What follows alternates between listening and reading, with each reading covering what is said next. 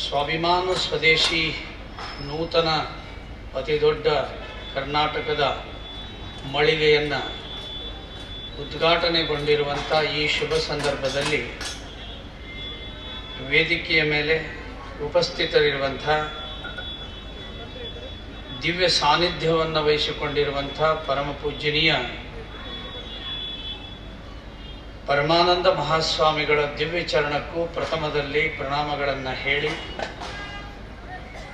ತತ್ಸ್ವರೂಪರಾಗಿರುವಂಥ ಈ ಊರಿನ ಪರಂಪರೆಯ ಪೂಜ್ಯರಾಗಿರುವಂಥ ಲಿಂಗರಾಜ ಅಪ್ಪನವರ ಪಾದಗಳಿಗೂ ಪ್ರಣಾಮಗಳನ್ನು ಹೇಳ್ತೇನೆ. ವೇದಿಕೆಯ ಮೇಲಿರುವಂಥ ಹಿರಿಯರು ಪೂಜ್ಯರು ಆಗಿರುವಂಥ ಹಿರಿಯರ ಪಾದಗಳಿಗೂ ವಂದಿಸುತ್ತೇನೆ. ಇಲ್ಲಿಯವರೆಗೆ ನಮ್ಮನ್ನೆಲ್ಲ ಉದ್ದೇಶಿಸಿ ಈ ಸಂದರ್ಭದಲ್ಲಿ ಕಾರ್ಯಕರ್ತರು ಯೋಚನೆ ಮಾಡಿರುವ ದೃಷ್ಟಿಯಲ್ಲಿ ಒಂದು ವಿಶಿಷ್ಟವಾದ ವಿಷಯಕ್ಕೆ ಸಂಬಂಧಪಟ್ಟಂತೆ ಆಧ್ಯಾತ್ಮ ಮತ್ತು ಭೋಗ ಇವುಗಳನ್ನು ಮೇಳೈಸಿಕೊಂಡು ಹೇಗೆ ಬದುಕುವುದು ಅನ್ನುವಂಥ ವಿಷಯಗಳನ್ನು ವ್ಯಕ್ತಪಡಿಸಿರುವಂಥ ಭಗಿನಿ ಅಮೃತ ವರ್ಷಿಣಿಯವರಿಗೂ ವಂದನೆಗಳನ್ನು ಈ ಸಂದರ್ಭದಲ್ಲಿ ಸಲ್ಲಿಸ್ತೇನೆ. ಇವೆಲ್ಲಕ್ಕಿಂತ ಮುಖ್ಯವಾಗಿ ಈ ಮಳಿಗೆಯನ್ನು ತೆಗೆದಿರುವಂಥ ನನ್ನ ಆತ್ಮೀಯ ಕಾರ್ಯಕರ್ತ ಮಿತ್ರರಿಗೆ ನಾನು ವಿಶೇಷವಾದ ವಂದನೆಗಳನ್ನು ಈ ಸಂದರ್ಭದಲ್ಲಿ ಸಲ್ಲಿಸ್ತೇನೆ. ಇಲ್ಲಿ ನೆರೆದಿರುವಂಥ ಕಲಬುರಗಿ ಮತ್ತು ಬೇರೆ ಬೇರೆ ಊರುಗಳಿಂದ ಆಗಮಿಸಿರುವಂಥ ಸಮಾಜದ ಸಜ್ಜನ ಬಾಂಧವರೇ, ತಮಗೆ ಮತ್ತು ನೆರೆದಿರುವಂಥ ಮಾತಾ ಭಗಿನಿಯರಿಗೂ ಕೂಡ ಪ್ರಣಾಮಗಳು.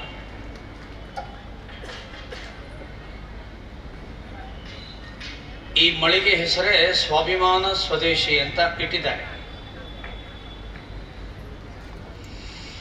ದೇಶದ ದೃಷ್ಟಿಯಲ್ಲಿ ಬಹಳ ದೊಡ್ಡ ಸ್ವಾಭಿಮಾನ ಯಾವುದು ಅಂದ್ರೆ, ಈಗ ಸದ್ಯ ರಾಮ ಮಂದಿರ ನಿರ್ಮಾಣ ಮಾಡ್ತಾ ಇದೀವಲ್ಲ, ಇದು ರಾಷ್ಟ್ರೀಯ ಸ್ವಾಭಿಮಾನ. ಇದು ಇವತ್ತು ನಡೀತಾ ಇದೆ. ಮೊಟ್ಟ ಮೊದಲ ಬಾರಿಗೆ ಭಾರತದಲ್ಲಿ ಭಾರತದ ಸ್ವಾಭಿಮಾನ ಇರುವಂತ ಪ್ರಧಾನಿಗಳು ಬಂದಿದ್ದಾರೆ. ಇದು ದೇಶದ ಹೆಗ್ಗಳಿಕೆಯ ಸ್ವಾಭಿಮಾನ. ನಮ್ಮ ಗಡಿ ಅತ್ಯಂತ ಸುರಕ್ಷಿತವಾಗಿದೆಯಲ್ಲ, ಸ್ವದೇಶಿ ಕ್ಷಿಪಣಿಗಳನ್ನು ನಾವೇ ನಿರ್ಮಾಣ ಮಾಡಿಕೊಂಡು ಜಗತ್ತಿಗೆ ಕೊಡ್ತಾ ಇದೀವಲ್ಲ, ಸುರಕ್ಷತಾ ದೃಷ್ಟಿಯಿಂದ ನಾವು ಸ್ವಾಭಿಮಾನಿಗಳಿವತ್ತು. ಇನ್ನಿತರ ಎಲ್ಲ ದೃಷ್ಟಿಯಿಂದ, ಸ್ವಾಭಿಮಾನದ ದೃಷ್ಟಿಯಿಂದ, ಸ್ವದೇಶಿ ಭಾವನೆಗಳಿಂದ ಇವತ್ತೇನು ಕಾರ್ಯವನ್ನು ನಿರ್ವಹಿಸ್ತಾ ಇದ್ದಾರೆ ದೇಶದಲ್ಲಿ, ವಿದೇಶಗಳು ಸಹಿತ ಸ್ವಾಭಿಮಾನ ಅಂದ್ರೆ ಏನು ಅಂತ ಕಲಿಬೇಕು ಅಂತ ಭಾರತದ ಕಡೆ ನೋಡುವಂತ ವ್ಯವಸ್ಥೆ ಬಂದಿದೆಯಲ್ಲ, ಇದು ನಮ್ಮ ಅತ್ಯಂತ ದೊಡ್ಡದಾಗಿರತಕ್ಕಂಥ ಸ್ವಾಭಿಮಾನ. ಪೂಜ್ಯನೀಯ ರಾಜೀವ್ ದೀಕ್ಷಿತ್ ರವರು ಇವೆಲ್ಲ ವಿಚಾರ ಹೆಂಗ್ ಬರ್ತಾವ ನಮ್ಮ ಜನರಿಗೆ ಅಂದ್ರೆ,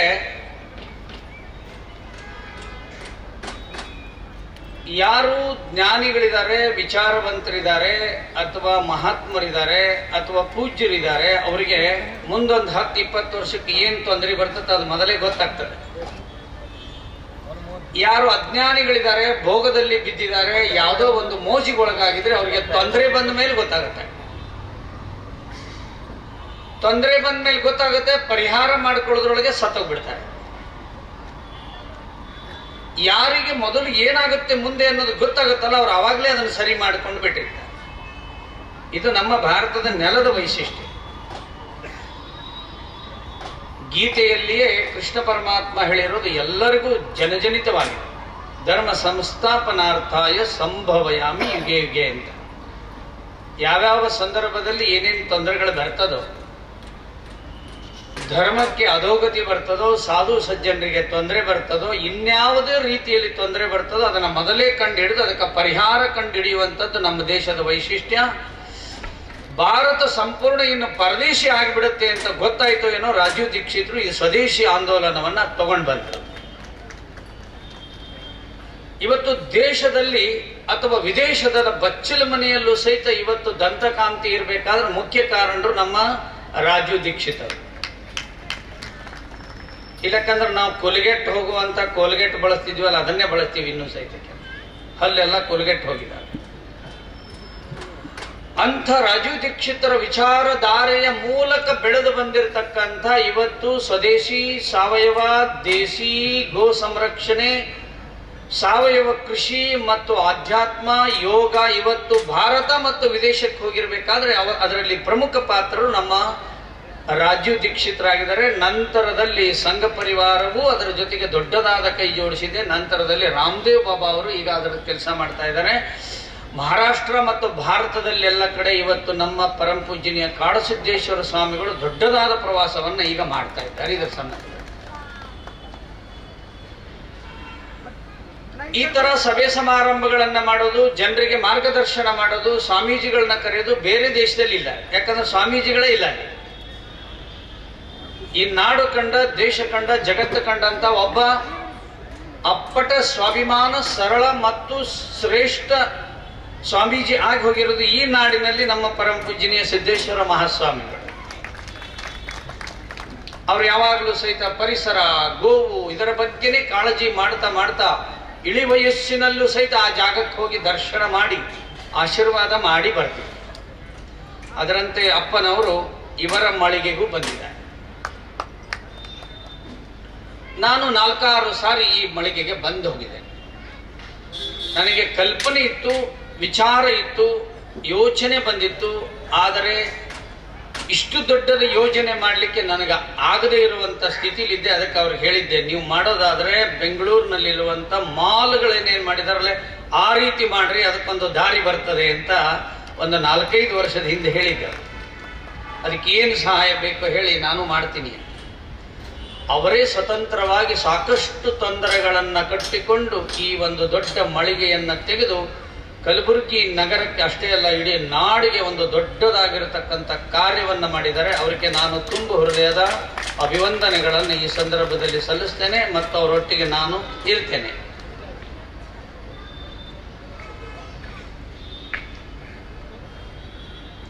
ಪ್ರಾರಂಭದಲ್ಲಿ ಭಗಿನಿಯವರು ಒಂದು ವಿಷಯವನ್ನ ತಮ್ಮ ಮುಂದೆ ಇಟ್ಟರು. ಆ ಎಲ್ಲ ವಿಷಯಕ್ಕೆ ಸಂಬಂಧಪಟ್ಟಂತೆ ನಮ್ಮ ಶಾಸ್ತ್ರಕಾರ ಹೇಳಿರೋದನ್ನು ಒಂದು ವಾಕ್ಯ ಹೇಳ್ತೀವಿ. ಭೋಗ ಮತ್ತು ಆಧ್ಯಾತ್ಮ ಅನ್ನೋದ್ರ ಬಗ್ಗೆ ಷಟ್ಪದಿಯಲ್ಲಿ ನಮ್ಮೊಬ್ಬರು ಬರೆದಿದ್ದಾರೆ. ಏನಂತ ಬರೆದಿದ್ದಾರೆ ಅಂದ್ರೆ, ಲೌಕಿಕ ಪಾರಮಾರ್ಥಗಳೆರಡನ್ನು ಕೂಡಿಸಿ ನಡೆಯುವವನೇ ಜಗದೊಳು ಜಾನನು ಅಂತ ಬರೆದಿದ್ದಾರೆ.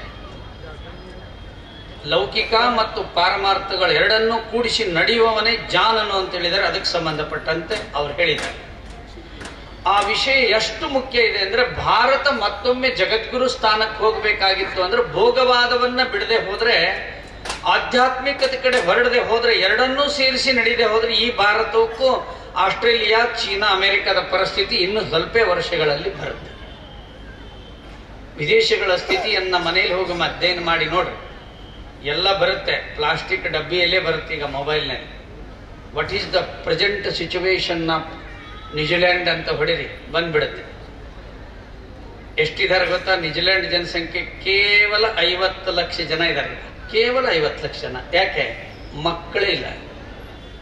ವಿಪರೀತ ಭೋಗವಾದದ ಕಡೆ ಹೋಗಿ ಹೋಗಿ ಹೋಗಿ ಭೋಗವೇ ಬಂದಾಗಿ ಮಕ್ಕಳಿಲ್ಲದೆ ಇರುವಂತ ಸ್ಥಿತಿಯಾಗಿ ಭೂಮಿಯೂ ಭೋಗವಾದಕ್ಕೆ ಹೋಗಿ ಅಲ್ಲಿ ಬೆಳೆಯೇ ಬೆಳೆದೇ ಇರುವಂತ ಸ್ಥಿತಿಯಾಗಿದೆ. ನ್ಯೂಜಿಲೆಂಡ್, ಆಸ್ಟ್ರೇಲಿಯಾ, ಅಮೆರಿಕ, ದಕ್ಷಿಣ ಆಫ್ರಿಕಾ ಎಲ್ಲ ಕಡೆ ಇದು ಬಂದ್ಬಿಟ್ಟಿದೆ. ಭಾರತಕ್ಕೂ ಬರ್ತದಂತ ಗೊತ್ತಾಗಿ ನಮ್ಮ ತಜ್ಞರ ಕಂಡು ಹಿಡಿದು ಇವತ್ತು ಸ್ವಾಭಿಮಾನ ಸ್ವದೇಶಿ ಮಳಿಗೆ ಅಂತ ದೇಶದಲ್ಲಿ ನಾಡಿನಲ್ಲಿ ಲಕ್ಷಾಂತರ ಕಡೆ ತೆರಿತಾ ಇದ್ದಾರೆ. ಹೀಗಾಗಿ ಈ ದೇಶ ನಾಶ ಆಗೋದಿಲ್ಲ ಅನ್ನುವಂಥದ್ದು ಭಾಸ ಆಗ್ತಾ ಇದೆ. ಕೆಲವರು ನಾಶ ಆಗ್ಬೋದು, ದೇಶ ನಾಶ ಆಗೋದಿಲ್ಲ. ಯಾಕೆ ನಾಶ ಆಗೋದಿಲ್ಲ ಅಂದ್ರೆ, ಈ ದೇಶದ ಬಗ್ಗೆ ಒಂದು ಶ್ಲೋಕ ಇದೆ, ಹಿಮಾಲಯಂ ಸಮಾರಭ್ಯಂ ಯಾವದಿಂದು ಸರೋವರಂ ತಂ ದೇವ ನಿರ್ಮಿತಂ ದೇಶಂ ಹಿಂದೂಸ್ತಾನಂ ಪ್ರಚಕ್ಷತೆ ಅಂತ ಬರೆದಿದ್ದಾರೆ. ಇದನ್ನು ಸ್ವತಃ ಭಗವಂತನೇ ನಿರ್ಮಾಣ ಮಾಡಿರುವಂತ ದೇಶ ಆಗಿರೋದ್ರಿಂದ ಅವನ ಕಾಲ ಕಾಲಕ್ಕೆ ಬಂದು ನಮ್ಮ ಅಜ್ಞಾನವನ್ನ ತೆಗೆದು ನಮ್ಮನ್ನ ಮತ್ತೆ ಸುಜ್ಞಾನದ ಕಡೆ ತೆಗೆದು ಹೋಗಿ ಲೌಕಿಕ ಪಾರಮಾರ್ಥಗಳೆರಡನ್ನು ಆನಂದದಿಂದ ಅನುಭವಿಸಿ ಮಾನವ ಜನ್ಮವನ್ನು ಸಾರ್ಥಕತೆ ಮಾಡಿಕೊಳ್ಳಿಕ್ಕೆ ದಾರಿಯನ್ನ ಮಾಡಿಕೊಡ್ತಾನೆ ಅನ್ನೋದಕ್ಕೆ ಕೃಷ್ಣನ ಶ್ಲೋಕವೇ ಸಾಕ್ಷಿ. ಅಕಸ್ಮಾತ್ ಈಗ 7-8 ವರ್ಷದಲ್ಲಿ ಒಂದಿಷ್ಟು ಪುರುಷರು ಕೇಂದ್ರ ಸರ್ಕಾರದಲ್ಲಿ ಬಂದರು. ಮೊದಲು ಪುರುಷರೇ ಇದ್ರು, ಪುರುಷರ ತರ ಇದ್ರು ಅವರು. ಕಾಲ ಕಾಲಕ್ಕೆ ಹೇಗೆ ಬಂದ್ರು ಅಂದ್ರೆ, ರಾಮ ಬಿಲ್ಲು ತಗೊಂಡು ಬಂದಿದ್ದ, ಕೃಷ್ಣ ಸುದರ್ಶನ ಚಕ್ರದಿಂದ ಬಂದಿದ್ದ, ಹನುಮಂತ ಗದೆ ತಗೊಂಡು ಬಂದಿದ್ದ, ಈಗ ಯೋಗಿ ಅವರು ಬುಲ್ಡೋಜರ್ ತಗೊಂಡು ಬಂದಿದ್ದಾನೆ. ಈ ಕಾಲದ ಅಸ್ತ್ರ. ಮೋದಿ ಅವರು ಒಂದು ವಿಶಿಷ್ಟವಾಗಿರತಕ್ಕಂಥ ಸಮನ್ವಯ ಭಾವ ಅನ್ನುವಂಥ ಅಸ್ತ್ರವನ್ನು ತಗೊಂಡು ಬಂದಿದ್ದಾರೆ. ಸಬ್ಕಾ ಸಾಥ್, ಸಬ್ಕಾ ವಿಕಾಸ್, ಸಬ್ಕಾ ವಿಶ್ವಾಸ. ಅದೇ ತರ ನಡ್ಕೊಳ್ಳುವಂತ ಅಸ್ತ್ರ ಅವರು. ಇದರ ಆಧಾರದ ಮೇಲೆ ಈ ದೇಶ ನಡೀತಾ ಇದೆ. ಬಹಳ ಒಂದು ವಿಚಿತ್ರವಾದ ಕಾಲಘಟ್ಟದ ಸಮ್ಮಿಶ್ರ ಸಂಸ್ಕೃತಿಯಲ್ಲಿ ನಾವು ಬದುಕ್ತಾ ಇದ್ದೇವೆ ಇವತ್ತು. ಹಿಂಗ್ ಹೋದ್ರೆ ಏನಾಗ್ತದೆ, ಹಂಗ್ ಹೋದ್ರೆ ಏನಾಗ್ತದೆ, ಹಿಂಗ್ ಹೋದ್ರೆ ಏನು ಅನಾಹುತ ಆಗ್ಬೋದು ಅನ್ನೋ ಭಯದಲ್ಲೂ ನಾವು ಬದುಕ್ತಾ ಇದ್ದೇವೆ. ಬಹಳ ಸುಂದರವಾಗಿರ್ತಕ್ಕಂಥ ವ್ಯಾಖ್ಯಾನವನ್ನ, ವೇದವನ್ನ ಕುರಿತು ಅವರು ತಿಳಿಸಿದ್ರು. ಸಿದ್ದೇಶ್ವರ ಅಪ್ಪಾಜಿಯವರು ದೇಹ ಬಿಡುವಂತ 2 ತಿಂಗಳ ಮೊದಲು ಒಂದು ಊರಿನಲ್ಲಿ ಭೇಟಿ ಆಗಿದ್ದೆ. ಅವರಿಗೆ ಇನ್ನಾರದೊಬ್ಬರು ಸ್ವಾಮೀಜಿಯವರ ವಿಷಯವನ್ನ ಹೇಳುವಾಗ ಅವರೇ ಹೇಳಿದ್ರು, ಆ ಪೂಜ್ಯರಿಗೆ ಹುಷಾರಿಲ್ವಂತೆ, ನನಗೂ ಹುಷಾರಿಲ್ಲ, ಆದರೆ ನಾನು ಔಷಧಿ ತಗೊಳಂಗಿಲ್ಲ, ದೇಹಕ್ಕೆ ಔಷಧಿ ಅವಶ್ಯಕತೆ ಇಲ್ಲ, ಆಹಾರ ಇದ್ರೆ ಸಾಕು ಅಂದ್ರು. ಆಹಾರ ಮಾತ್ರ ಸಾಕು, ಔಷಧಿ ಅವಶ್ಯಕತೆ ಇಲ್ಲ ಅಂತ ಹೇಳಿದ್ರು. ಕಾಕಂಡಿಕೆ ಒಳಗೆ ಹೇಳಿದ್ರು. ಅಂದ್ರೆ ಇದರ ಅರ್ಥ ಏನಾಗಿದೆ ಅಂದ್ರೆ, ಆಗಲೇ ಅವ್ರು ಹೇಳಿದ್ರು ಆಹಾರದ ಬಗ್ಗೆ, ಅಲ್ಲಿ ಹೋದ್ರೆ ಸಾವಯವ ತಗೊಳಕ್ ಹೋದ್ರೆ ಕಾಸ್ಟ್ಲಿ ಆಗ್ತದೆ. 1 kg ಬಾದಾಮ್ ತಗೊಂಡ್ರೆ 800 ರೂಪಾಯಿ, 1 kg ಸಿಗರೇಟ್ ತಗೊಂಡ್ರೆ 8,000 ರೂಪಾಯಿ.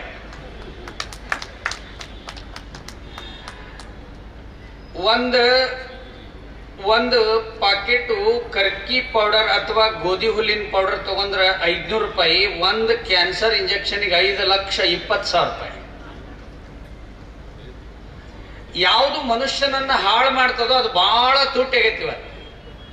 ಯಾವುದು ಮಾನವನನ್ನ ಆರೋಗ್ಯವಂತನನ್ನಾಗಿ ಮಾಡ್ತದೆ ಅದಕ್ಕೆ ದುಡ್ಡು ಬೇಕಾಗಿಲ್ಲ, ಏನು ಬೇಕಾಗಿಲ್ಲ. ಒಂದು ವಿಷಯ ಹೇಳಿದ್ರೆ, ಅವರ ಗುರುಗಳ 124 ವರ್ಷ ಇದ್ರಂತೆ. ಏನಂದ್ರೆ ಯಾವಾಗಲೂ ನಗನಗ್ತಾ ಇರ್ತಿದ್ರು.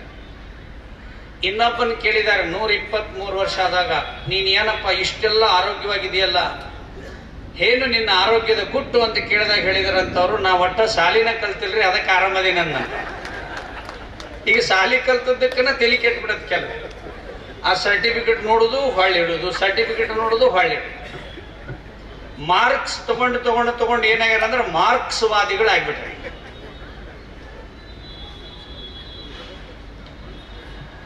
ಯಾವಾಗ್ಲೂ ನಗನಗ್ತಾ ಇರ್ತೀನಿ, ಮತ್ತೆ ಯಾವಾಗ್ಲೂ ಚಟುವಟಿಕೆಯಿಂದ ಇರ್ತೀನಿ, ಯಾವಾಗ್ಲೂ ಕೆಲಸ ಮಾಡ್ತಾ ಇರ್ತೀನಿ. ನಾನು ಇನ್ನೊಬ್ಬರ ಬಗ್ಗೆ ಯಾರ ಬಗ್ಗೆಯೂ ಸಹಿತ ಆಡ್ಕೊಳ್ಳೋದಿಲ್ಲ, ಅದಕ್ಕೆ ನಾ ಎಷ್ಟು ಆರಾಮದೀನಿ ಅಂತ ಹೇಳಿದ್ನಂತ.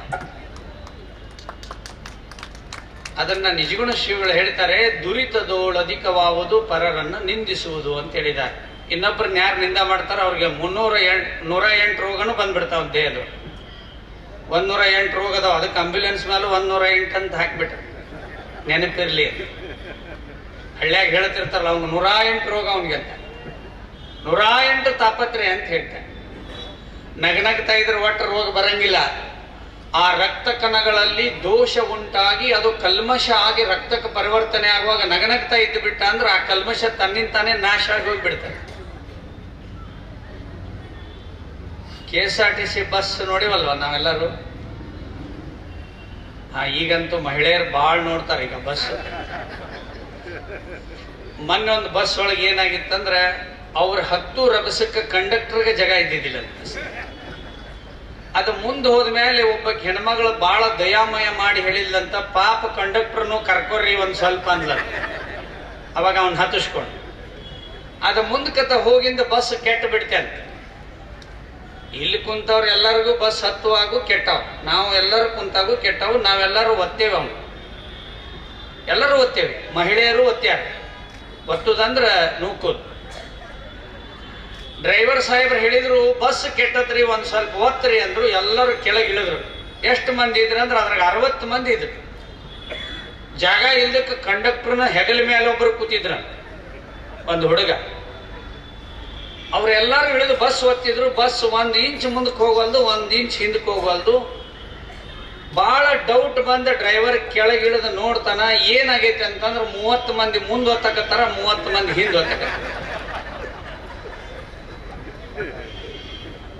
ಹಿಂಗ್ಯಾಕೆ ಗೊತ್ತಾಕತ್ತೀರಿ ಅಂತ ಕೇಳಿದ್ರೆ ಅವ್ರು ಹೇಳಿದ್ರು, ಹಿಂದೆ ಜಾಗ ಇದ್ದಿದ್ದಿಲ್ರಿ ಅಂದ್ರ. ಒಂದು 4-5 ಮಂದಿ ಬಹಳ ಚಲೋ ಬಟ್ಟೆ ಹಾಕೊಂಡವ್ರು ಅಡಮಗ್ಲು ಓತಾಕತ್ತಿದ್ರು. ಹಿಂಗ್ಯಾಕೆ ಗೊತ್ತಾಕತ್ತೀರಿ ಅಂದ್ರೆ, ನಾವು ಆ ಮಂದ್ಯಾಗನ ಬಹಳ ಸುಪೀರಿಯರ್ ಮಂದಿರಿ, ಅದಕ್ಕೆ ನಾವು ಅವ್ರು ಕೂಡ ಒತ್ತೋದಿಲ್ಲ ಅಂದ್ರ. ಹಿಂಗಾಗಿ ದೇಶ ಇಲ್ಲೇ ನಿಂತಿದ್ರು. ಎಲ್ಲರೂ ಕೂಡಿ ಒಂದ ಕಡೆ ಒತ್ತಿದ್ರಂದ್ರೆ ಹೋಗ್ಬಿಡ್ತಿತ್ತು ಭಾರತ, ದೊಡ್ಡ ಜಾಗಕ್ಕೆ ಹೋಗ್ತಿತ್ತು. ಇದ್ರ ಬದ್ರ ಒತ್ತಾಕತ್ತಾರ, ಈ ಪಕ್ಷದವ್ರು ಹಿಂಗ್ ಒತ್ತಾರ, ಈ ಪಕ್ಷದವ್ರು ಹಿಂಗ್ ಒತ್ತಾರ. ಈಗ ಮತ್ತ ಗ್ಯಾರಂಟಿ ಬಗ್ಗೆ ಇನ್ನೊಂದು ಯೋಚನೆ ಬಂದತ್ತಂತ, ಮುಂದಿನ ಸಾರಿ ಅಣ್ಣನ ಮಾಡಿಕೊಟ್ರೆ ಹೋಟ್ ಹಾಕ್ಬೋದೇನೋ ಅಂತ ಹೇಳಿ. ಅಕ್ಕಿ ಬದಲು ಅಣ್ಣ ಮಾಡಿಕೊಟ್ರು. ಇನ್ನೊಂದು ಪಕ್ಷ ಯೋಚನೆ ಮಾಡಾಕತ್ತಂತ, ನಾವ ಉಣಿಸಿದ್ರೆ ಹೆಂಗ.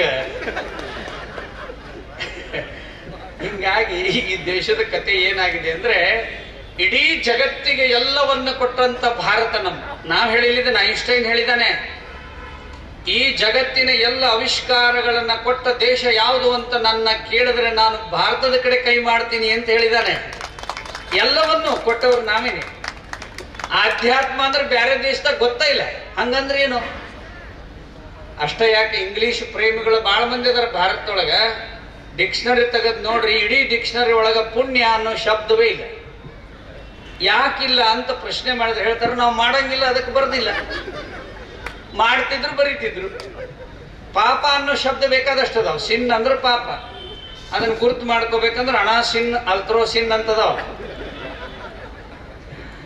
ಪುಣ್ಯ ಮಾಡಂಗಿಲ್ಲ, ಅದಕ್ಕೆ ಬರ್ದಿಲ್ಲ.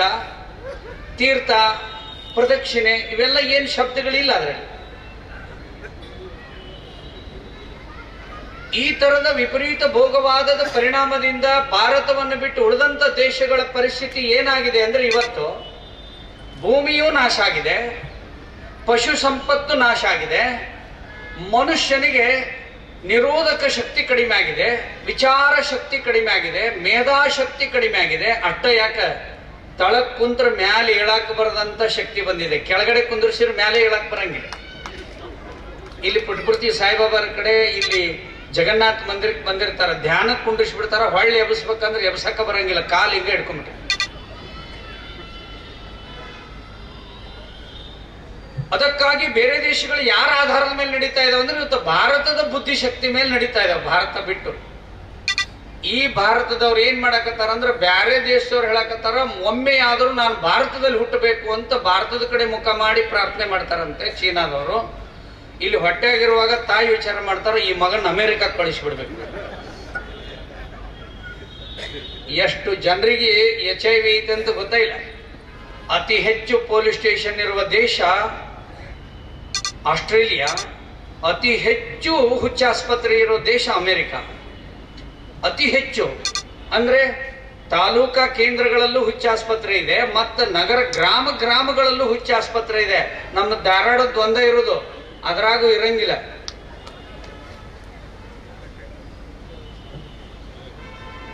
ಅದು ಯಾಕೆ ಅಲ್ಲಿ ಆಗೈತೆ ಅಂತಂದ್ರೆ, ಓದಿದವರು ಬಹಳ ಮಂದಿ ಅದ್ರಲ್ಲಿ. ಓದಿದ ಕೂಡ್ಲೇನೆ ಹುಚ್ಚ ಹಿಡಿತದೆ ಅಂತಲ್ಲ, ಓದಿದ್ದ ಮಂದಿಗೆ ಹೇಳಿಲ್ಲ ಅಂದ್ರೆ ಹುಚ್ಚ ಹಿಡಿದು ಬಿಡ್ತಾರೆ. ಸಿದ್ಧಾರೂಢರು ಎಲ್ಲರಿಗೂ ಗೊತ್ತದಾರೆ. ಸಿದ್ಧಾರೂಢರನ್ನ ಕೇಳಿದ್ರಂತ, ಈ ಗಿಡದಾಗ ಒಂದು ಪ್ರಾಣಿ ಬಾಯಿ ಹಿಂಗೆ ತಳಗ ಮಾಡಿ ಮಕ್ಕೊಂಡಿರ್ತಾರೆ, ತೋಲ್ಬಾಲಿ ಅಂತಾರ ಹಳ್ಳಿ ಕಡೆ. ಅದಕ್ಕೆ ಗುದದ್ವಾರ ಇರಂಗಿಲ್ಲ. ಅದು ಏನ್ ತಿಂತತಿ ರಾತ್ರಿ ಅದೇ ಬಾಯಿಂದನ ಅದನ್ನ ಕಕ್ಕೊಂಡ್ಬಿಡ್ತದೆ. ಅದಕ್ಕೆ ಗುದದ್ವಾರ ಇರಂಗಿಲ್ಲ. ಸಿದ್ಧಾರೂಢನ ಕೇಳಿದ್ರಂತ, ಇದು ಯಾಕೆ ಹಿಂಗ್ ಹುಟ್ಟೈತ್ರಿ ಅಜ್ಜಾರ ಅಂತ ಕೇಳಿದ್ರೆ, ತ್ರಿಕಾಲ ಜ್ಞಾನಿಗಳವ್ರು, ಅಷ್ಟಸಿದ್ಧಿ ಪ್ರಾಪ್ತ ಆಗಿರುವಂತ ಒಬ್ಬ ಮಹಾನ್ ಜ್ಞಾನಿ ನಮ್ಮ ಕರ್ನಾಟಕದಲ್ಲಿ ಸಿದ್ಧಾರೂಢರು ವಿಜಾಪುರ ಜಿಲ್ಲೆಯಲ್ಲಿ ಹುಟ್ಟಿದ್ರು. ಬೀದರ್ ಜಿಲ್ಲೆಯಲ್ಲಿ ಚಳಕಾಪುರ. ಅವಾಗ ಅವ್ರು ಹೇಳಿದ್ರಂತೆ, ಯಾರು ಈ ದೇಶದಿಂದ ವಿದ್ಯೆಯನ್ನ ಪಡೆದು, ಜ್ಞಾನವನ್ನ ಪಡೆದು, ಸಂಪತ್ತನ್ನ ಪಡೆದು, ಎಲ್ಲವನ್ನು ಪಡೆದುಕೊಂಡು ಯಾರು ಅದನ್ನ ಜಗತ್ತಿಗೆ ಕೊಡದೆ ಸತ್ತು ಹೋಗ್ತಾರಲ್ಲ, ಅವ್ರೆಲ್ಲ ಹಂಗಾಗಿ ಬಿಡ್ತಾರ ಅಂತ ಹೇಳಿದ್ರು. ಇದನ್ನ ಮೆಕಾಲೆ ಶಿಕ್ಷಣ ನಮಗೆ ಕಲಿಸಿದೆ ಅನ್ನೋದನ್ನು ಸೂಚ್ಯವಾಗಿ ಹೇಳಿದೆ. ಪತ್ರ ಬರೆದಿದ್ದಾರೆ ಅವ್ರ ಅಪ್ಪನಿಗೆ ಮೆಕಾಲೆ. ಏನಂತ, ಈ ದೇಶವನ್ನ ನಾವು ನಮ್ಮ ಕೈಗೆ ತಗೋಬೇಕಾತು ಅಂದ್ರೆ ದೇಶಿ ಗೋವಾಧಾರಿತ ಸಾವಯವ ಕೃಷಿ ಬಂದ್ ಆಗ್ಬೇಕು, ಗುರುಕುಲ ಶಿಕ್ಷಣ ಬಂದಾದ್ರೆ ಮಾತ್ರ ನಾವು ಭಾರತ ತಗೊಂತೀವಿ, ಇಲ್ಲಿಕಂದ್ರೆ ತಗೊಳಕ್ ಆಗಲ್ಲ ಅಂತ ಪತ್ರ ಬರ್ತದೆ. ದೇಶಿ ಗೋವನ್ನ ಬಂದ್ ಮಾಡ್ಬೇಕಾದ್ರೆ ಏನ್ ಮಾಡ್ಬೇಕು ಅಂದ್ರೆ ಅದನ್ನ ಯಾರ್ಯಾರು ತಿಂತಿದ್ದಿಲ್ಲ ಅದನ್ನ ತಿನ್ನಕ್ಕೆ ಪ್ರೇರಣೆ ಕೊಟ್ಟರು, ಅದನ್ನ ತಿನ್ಲಿಕ್ಕೆ ಪ್ರೇರಣೆ ಕೊಟ್ಟರು. ಅದರೊಳಗೆ ಭಾರಿ ದೊಡ್ಡ ಅಂಶ ಇದೆ ಅಂತ ಸುಳ್ಳು ಸುಳ್ಳು ಹೇಳಿದ್ರು ಅವರು ನರಿ ಬುದ್ಧಿಯ ಜನ. ಅದರ ಪರಿಣಾಮದಿಂದ ಯಾರು ಬೇಕು ಅವ್ರು ತಿನ್ನಕತ್ರು. ಅದನ್ನ ಕಡಿಯೋದು ಶುರು ಆದ ಕೂಡಲೇ ರೈತರು ಏನ್ ಮಾಡಿದ್ರು, ಇನ್ನೇನ್ ಮಾಡ್ಬೇಕು ಉಳುಮೆಗೆ ಅಂದ ಕೂಡಲೇ ಟ್ರ್ಯಾಕ್ಟರ್ ಬಂತು. ಟ್ರ್ಯಾಕ್ಟರ್ ಸಗಣಿ ಹಾಕಂಗಿಲ್ಲ. ಆಮೇಲೆ ರೈತ ಏನ್ ಮಾಡ್ಬಿಟ್ಟ ಅಂತಂದ್ರೆ ಆ ಭೂಮಿಗೆ ರಾಸಾಯನಿಕ ಹಾಕ್ಲಿಕ್ಕೆ ಶುರು ಮಾಡಿದ. ಸಗಣಿ ಬಂದಾಯ್ತು. ಈಗೂ ನಾವು ಮದುವೆಗೆ ಸಗಣಿ ತರ್ಬೇಕಾದ್ರೆ ಮಾರಕ್ಕೆ ತಗೊಂಡ್ ಬರ್ಬೇಕು ಬೆಂಗಳೂರಾಗ, ಕೆಜಿಗೆ ಇಷ್ಟು ಅಂತ. ಅದು ಎದರ ಸಗಣಿಯೋ ಗೊತ್ತಿಲ್ಲ, ಒಟ್ಟು ಸಗಣಿ. ಆ ಸಗಣಿ ಬಂದಾಯ್ತು, ಆಕಳು ಬಂದಾಯ್ತು, ಟ್ರ್ಯಾಕ್ಟರ್ ಬಂದ್ಬಿಡ್ತು, ಕ್ರಿಮಿನಾಶಕ ಬೇಕಾಯ್ತು, ನಿರೋಧಕ ಶಕ್ತಿ ಕಡಿಮೆ ಆಯ್ತು, ಭೂಮಿಯ ಸತ್ವ ಕಡಿಮೆ ಆಯ್ತು. ಆಟೋಮೆಟಿಕ್ ಯಥಾ ಬ್ರಹ್ಮಾಂಡ ತಥಾ ಪಿಂಡಾಂಡ. ಭೂಮಿಯಲ್ಲಿ ಯಾವಾಗ ಶಕ್ತಿ ಕಡಿಮೆ ಆಯ್ತು ಅವಾಗ ದೇಹದಲ್ಲೂ ಶಕ್ತಿ ಕಡಿಮೆ ಆಯ್ತು, ರೈತನಿಗೂ ಶಕ್ತಿ ಕಡಿಮೆ ಆಯ್ತು. ರೈತ ಏನ್ ಮಾಡ್ದ ಅಂದ್ರೆ ಎಂಡೋಸಲ್ಫಾನು ಡೆಮಾಕ್ರಾನ್ ಏನು ಹೊಡಿತಿದ್ನಲ್ಲ ಅದ್ರಾಗ ಒಂದು ಸ್ವಲ್ಪ ಉಳಿಸ್ಕೊಂಡಿದ್ದ, ಅದನ್ನ ತಗೊಂಡು ಸಾಯಕ್ಕೆ ಶುರು ಮಾಡ್ದ. ಸ್ವತಂತ್ರ ಬಂದ ಮೇಲೆ ಒಟ್ಟು ರೈತರು ಸತ್ತಿದ್ದು 17.5 ಲಕ್ಷ ಆತ್ಮಹತ್ಯೆ ಮಾಡಿಕೊಂಡಿದ್ರು. ಯಾವ್ಯಾವುದೋ ಕ್ರಾಂತಿ ಅಂದ್ರು ಈ ಮರಣದ್ದೇ ದೊಡ್ಡ ಕ್ರಾಂತಿ ಆಯ್ತು. ಶಿಕ್ಷಣವನ್ನ ಬದಲು ಮಾಡಬೇಕು ಅಂದಿದ್ರು, ಗುರುಕುಲ ಶಿಕ್ಷಣವನ್ನ ತೆಗೆದ್ರು. ಸತ್ಯಂ ವದ ಧರ್ಮಂ ಚರ ನಮ್ಮ ಧ್ಯೇಯ ವಾಕ್ಯ ಆಗಿತ್ತು. ಗುರುಕುಲದಲ್ಲಿ ಶಿಕ್ಷಣ ಪಡೆದಂತ ವ್ಯಕ್ತಿ ಎಷ್ಟು ದೊಡ್ಡವಿದ್ದ ಅಂದ್ರೆ ಕೇವಲ 2 ವರ್ಷ 10ನೇ ತರಗತಿ ಆದ್ಮೇಲೆ ಓದಿರುವಂತ ಒಬ್ಬ ವ್ಯಕ್ತಿ ಒಂದು ದೇಶವನ್ನೇ ನಿರ್ಮಾಣ ಮಾಡಿ ಬಂದ. ಕೇವಲ 2ನೇ ವರ್ಷ ಓದಿರುವಂತ PUC ಓದಿರುವಂತ ವ್ಯಕ್ತಿ ಒಂದು ದೇಶವನ್ನೇ ಕಟ್ಟಿ ಅವರಿಗೆ ಆದಿಮಾನವರನ್ನ ನಾಗರಿಕರನ್ನಾಗಿ ಮಾಡಿದ. ಅವನ ಹೆಸರನ್ನೇ ಆ ದೇಶಕ್ಕೆ ಇಟ್ಟಿದ್ದಾರೆ. ಆ ದೇಶದ ಹೆಸರು ಕಾಂಬೋಡಿಯಾ. ಇಡೀ ಜಗತ್ತಿನಲ್ಲಿ ಅತಿ ದೊಡ್ಡ ದೇವಾಲಯ ಇರುವಂತದ್ದು ಕಾಂಬೋಡಿಯಾದಲ್ಲಿ. 2,200 ಎಕರೆ ಒಂದು ದೇವಾಲಯ ಇದೆ ಅಲ್ಲಿ. ಅದರ ಮೇಲೆ ಏನಿದೆ ಅಂದ್ರೆ ಇವನು ಹುಟ್ಟು ಹಾಕೊಂಡು ಹೋಗಿದ್ದ ಹಡಗಿನಲ್ಲಿ ಆ ಚಿತ್ರ ಇದೆ. ಅಷ್ಟೇ ಯಾಕೆ, ಇಂಡೋನೇಷ್ಯಾದಲ್ಲಿ ಭಾರತಕ್ಕೆ ಬಂದು ಗುರುಕುಲದಲ್ಲಿ ಶಿಕ್ಷಣ ಪಡೆದು ಹೋಗಿದ್ದರಿಂದ ಅಲ್ಲಿರುವಂತವ್ರು ಏನ್ ಬರ್ದಾರೆ ಅಂದ್ರೆ ಆ ವಿಶ್ವವಿದ್ಯಾಲಯದ ಮೇಲೆ ಧರ್ಮೋ ರಕ್ಷತಿ ರಕ್ಷಿತಃ ಅಂತ ಬರ್ದಿದ್ದಾರೆ. ಈ ದೇಶದ ಮೇಲೆ ಎಲ್ಲರೂ ಧರ್ಮೋ ರಕ್ಷಿತಿ ರಕ್ಷಿತ ಬರೆದ ಬಿಟ್ರೆ ಕೇಸರೀಕರಣ ಮಾಡ್ಲಿಕ್ಕತ್ತಾರೆ ಅಂತ ಹೇಳಿ. ಮತ್ ಸ್ವಾಮಿಗಳೆಲ್ಲರೂ ಕೇಸರಿ ಅರಿವಿ ಹಾಕೋತಾರೆ. ಮತ್ ಅದಕ್ಕೇನ್ ಹೇಳೋದು? ಕೇಸರಿ ಮೇಲೆ ಹೊಟ್ಟಿ ಉರ್ಕೊಂಡ್ರೆ ಮತ್ ಸೂರ್ಯನು ಕೇಸರಿ ಬಣ್ಣದವ, ಅದನ್ನೇನ್ ಮಾಡೋದು? ಬೆಳಕ ಬೇಡ ಅಂದ್ರೆ ಸೂರ್ಯ ಬೆಳಗಲಿಲ್ಲ ಅಂದ್ರೆ ಬೆಳಕೇ ಬರೋದಿಲ್ಲ, ಮಳೆಯೂ ಬರೋದಿಲ್ಲ, ಬೆಳೆಯೂ ಬರೋದಿಲ್ಲ, ದನಗಳಿಗೆ ಮೇವೂ ಇರೋದಿಲ್ಲ, ನಮ್ಮ ನಾಗರಿಕತೆಯೂ ಉಳಿಯೋದಿಲ್ಲ. ಸೂರ್ಯ ಕೇಸರಿ ಬಣ್ಣದನ, ಅದಕ್ಕೆ ಮುಂದಿನ 6 ಬಣ್ಣ ಬಂದಾವ. ಅವನು ಜಗತ್ತು ಬೆಳಗ್ತಾನೆ. ನಮ್ಮ ಸ್ವಾಮೀಜಿಯವರು ನಮ್ಮ ಅಜ್ಞಾನ ಬೆಳಗ್ತಾರೆ. ಅದಕ್ಕೆ ಅವರು ಕೇಸರಿ ಬಟ್ಟೆ ಹಾಕೊಂಡಿದ್ದಾರೆ. ಈ ರೀತಿ ಇತಿಹಾಸ ಇರುವಂತ ಭಾರತ ದೇಶ ಎಷ್ಟು ವರ್ಷದಿಂದ ಇದೆ ಅನ್ನೋದಕ್ಕೆ ಇವತ್ತಿನೊಳಗೂ ನಿಖರವಾಗಿರುವಂತ ದಿನಾಂಕ ಗೊತ್ತಾಗಿಲ್ಲ, ವರ್ಷಗಳು ಗೊತ್ತಾಗಿಲ್ಲ. 2006ರಲ್ಲಿ ರಾಮ ಸೇತುವೆ ಬಗ್ಗೆ ಅಧ್ಯಯನ ಮಾಡ್ತಾ ಮಾಡ್ತಾ ಅಮೆರಿಕದ ಒಂದು ಸಂಸ್ಥೆ ಬಂದು ನಾಸಾ ಉಪಗ್ರಹ ಅಧ್ಯಯನ ಮಾಡ್ತು. ಆ ಫೋಟೋ ತೆಗೆದು ಅದು ಹೇಳ್ತು, ಆರ್ಕಾಲಜಿಕಲ್ ಅಲ್ಲಿ ಟೆಸ್ಟ್ ಮಾಡಿ ಹೇಳಿದ್ದಾರೆ, ರಾಮ ಸೇತುವೆಯನ್ನ ಕಟ್ಟಿದ್ದು ನಿಜ. ರಾಮ ಸೇತುವೆ ಅಲ್ಲಿದೆ. ಅದರ ಒಂದು ಭಾಗವನ್ನ ನಾವು ಟೆಸ್ಟ್ ಮಾಡಿದೀವಿ.